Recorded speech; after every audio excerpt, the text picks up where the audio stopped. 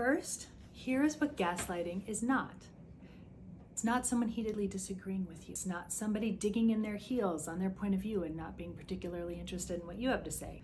It's not even someone who's criticizing or belittling you for your take on an issue. It's not being an asshole. And while all of these are things that you don't necessarily want in your relationships, none of them really count as gaslighting.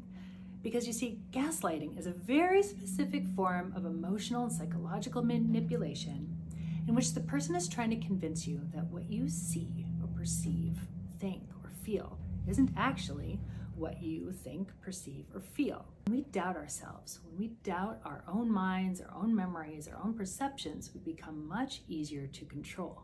So, for example, let's say I'm in a relationship and I notice that whenever my partner and I disagree on something, whenever we get into an argument, they call me names and I don't like it. And so I sit down with them and I say, hey, I get when we're arguing, you get angry, I get angry, but can you please not call me names? And they respond by saying, I don't know what you're talking about. I never call you names. And I say, well, yeah, remember that last fight and you called me this name and that name and the one before you called me that name? That never happened. I don't know what you're talking about. In fact, you're the one who calls me names when we get into arguments. Well, now I'm tangled up in my head because I don't remember ever calling them anything.